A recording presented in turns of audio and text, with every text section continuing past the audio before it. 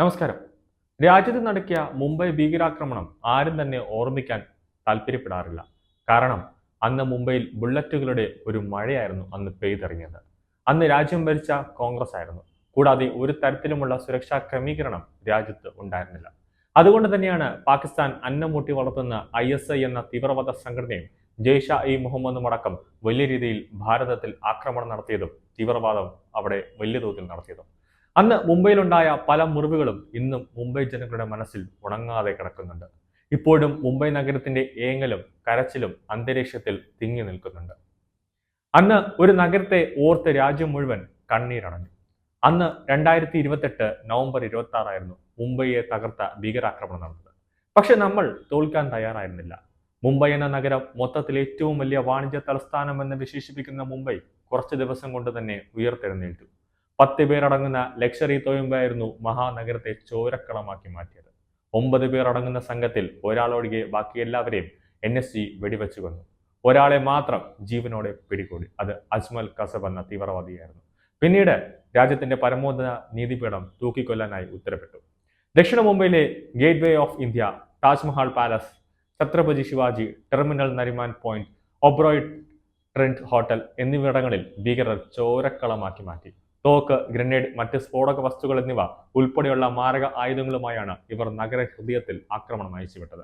അന്ന് രാജ്യം ഭരിച്ചിരുന്ന കോൺഗ്രസ് സർക്കാരിന്റെ വലിയൊരു പാളിച്ചയായിരുന്നു. അതായത് ഇന്റലിജൻസ് അടക്കം അവരുടെ ഭാഗത്ത് നിന്നുള്ള പരാജയം ഉണ്ടായതിന്റെ തെളിവാണ് 3 ദിവസം മുംബൈയിൽ തീവ്രവാദികൾ അഴിഞ്ഞാടിയത്. നിലവിൽ മുംബൈയിൽ വലിയ രീതിയിൽ നവരാത്രി ആഘോഷങ്ങൾ നടക്കുന്നുണ്ട്. കൂടാതെ ദീപാവലി ആഘോഷവും നടക്കുന്നുണ്ട്. അതുകൊണ്ട് തന്നെ വലിയ രീതിയിൽ ഒരു സുരക്ഷാ ക്രമീകരണം, സുരക്ഷാ ഒരുക്കങ്ങളുമാണ് നടക്കുന്നത്.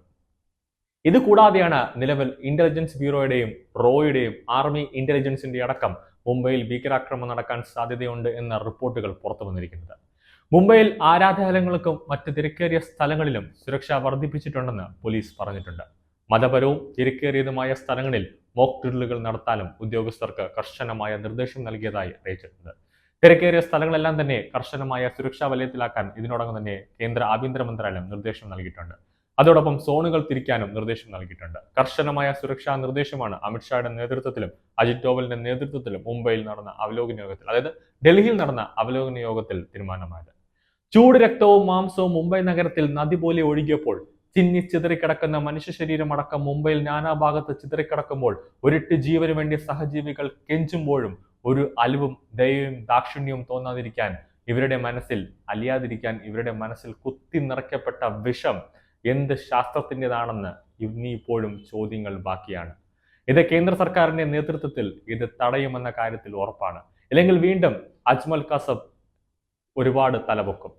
ഇല്ലെങ്കിൽ ഇനിയും അഫ്സൽ ഗുരുവിനെ പോലെയുള്ളവർ ഇനിയും തലപൊക്കും. വീണ്ടും ജയ്ഷ മുഹമ്മദും ലഷ്കർ തോയ്ബയും ISIയും തീവ്രവാദികളെ പരിശീലിപ്പിച്ച് പാകിസ്ഥാൻ ഇന്ത്യയിലേക്ക് വിടും.